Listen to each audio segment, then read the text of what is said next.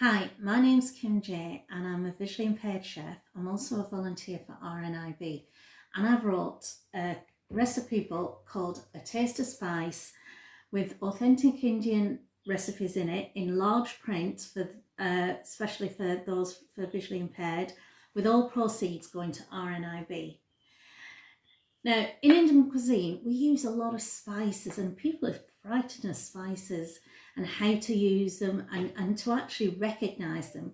And it's even more difficult when you're visually impaired as well. Now, people ask me, how do I do it? How do I differentiate between all the spices? And it's easy. I use my senses.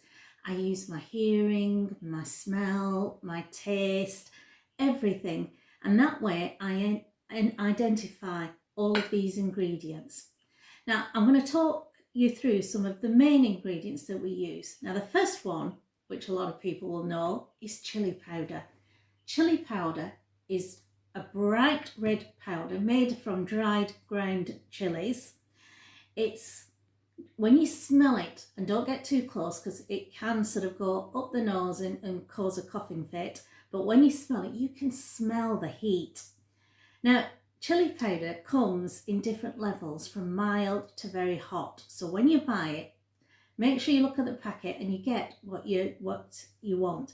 It is in small amounts a great anti-inflammatory. When you've got coughs and colds, it's great for clearing the sinuses. Now, the other spice that is used an awful lot in Indian cuisine is turmeric. Turmeric is bright yellow. If you smell it, it's very pungent. And in its raw form, it almost looks like a ginger. Has amazing properties. It's great. It's a great anti-inflammatory, great antioxidants, wonderful for arthritis, and it's fabulous when you have coughs and colds. It just soothes the throat. A lot of Indian cuisine is based on Ayurvedic, so a lot of the ingredients we use have some kind of healing product. The next lot of spices I'm going to show you are ones, again, which are used quite a bit in Indian cuisine. Now, the first one is black mustard seeds.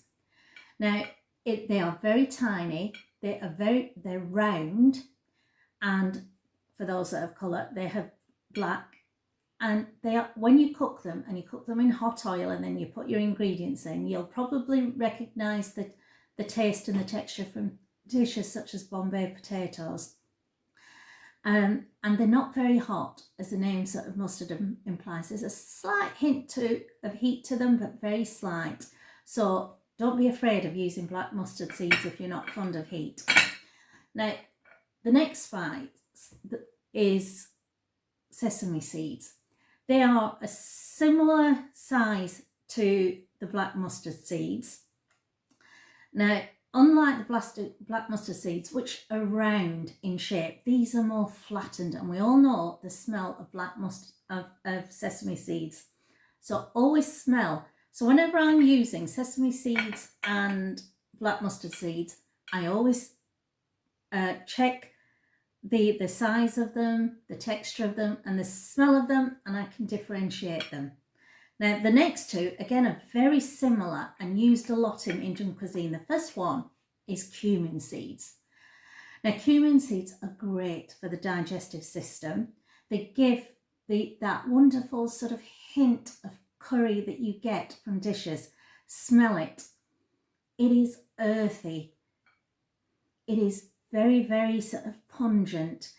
Now, the shape of it is, it's very small and it's elongated. And in colour, it's almost like a dark grey. Then you have the fennel seeds, which are a similar sort of dimension to it. Again, very elongated, so it feels the same as the cumin seeds. But again, smell it. And straight away, you can smell the difference. Fennel seeds are aniseedy in smell and in taste, and very good again for the digestive system, and used a lot in sort of desserts in particular. And those are the two seeds that, like I said, are very similar, so always check. Now, one other spice that is often used, again, a lot in desserts, is saffron. Saffron is one of the most expensive spices in the world, and they are the pollen of plants, and they are sort of almost a dark red orangey colour. Use very, very little when you use it, because it can override a lot of dishes. So 2 or 3 sort of saffron stems in dishes is brilliant, and it will also colour the dishes to a lovely sort of rich golden yellow colour.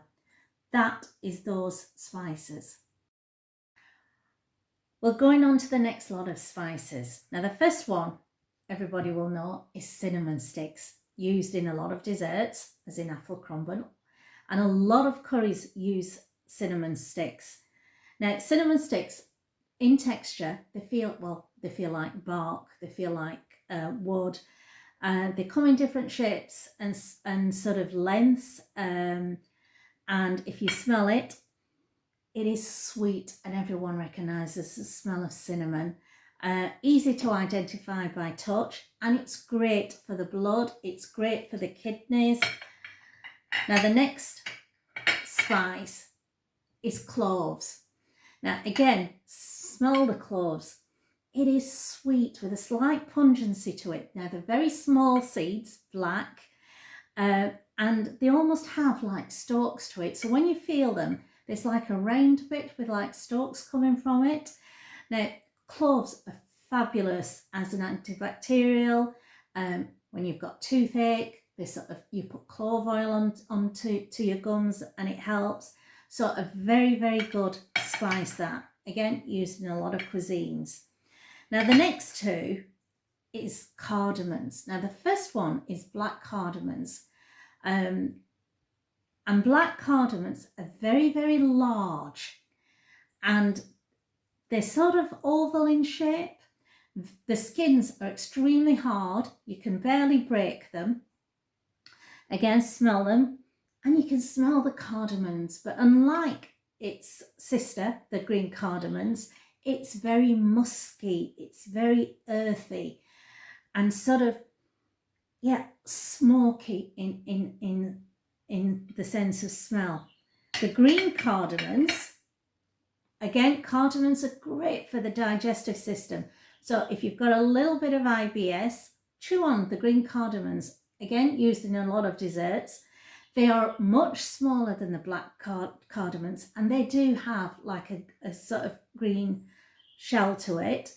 And unlike the black cardamoms, you can actually break the shells, and we use the seeds inside to flavour food. Now, the next spice is garam masala. Now, garam masala it's almost like a grey colour, very, very pungent, very peppery, very sweet. And we make it by grinding down the cinnamon sticks, the cloves, the cardamoms, the black peppers, the mustard seeds. Grind them all down until you get a powder, and you've got garam masala. So if you cannot find the rest of these ingredients, don't worry, use garam masala instead. But be very careful, it does punch quite a bit of heat in it. Garam masala gives you that kick at the back of your throat that you sometimes get when you eat a curry. So when you first start using it, use just 1/4 teaspoon at a time until you get to the taste that you want. And those are these spices. Now I want to talk about the root herbs that we use in cooking. A lot of our curries have these in one quantity or another, and you'll recognise them now. The first one is garlic. Garlic is a bulb that you can break into segments. It's got a paper around it which you can peel, and easily available in supermarkets. Great for the blood, great for detoxing, has a very pungent taste to it. We all recognise the taste of garlic. Now, the next one is root ginger. Now, root ginger is bulby, so it a bit like a potato. It comes in all different shapes and sizes. You can break it off. It has an outer skin which is rough, which you can peel, and the inside is fibrous. So it is sometimes a little bit difficult to cut into, but it's really good in quite a lot of cooking and used a lot. Now, the one item of ingredient that a lot of people fear, the green chilies. Green chilies, long cylinder with like a stem to it. They come in different varieties, in different levels of heat. Again, if you're not used to sort of chilies, start with a tiny little one to start off with and then progress. Now, the different varieties of chilies have different heats. So the ones at the supermarket, my sort of rule of thumb is when you go for the long elongated green chili, the smaller they are, the more heat they pack. The bigger they are, the less heat they have. So again, just try a little bit at a time until you get to the point where you're happy with the heat. And the final ingredient is coriander. Oh, we all love the smell of coriander. Now, it's a flat-leafed herb. It's got flat leaves, and for those that have sight, it looks identical to parsley. So an awful lot of people make the mistake of picking up what they think is coriander and turns out to be parsley, and vice versa. And how do you check if it's coriander or parsley? Smell. You can smell the coriander. Parsley has not as strong a smell as coriander.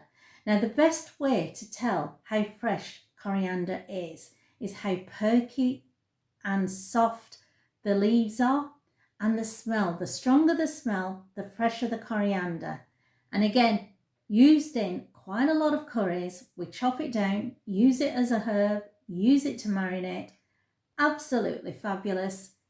And those are the different herbs and spices that we use in Indian cuisine.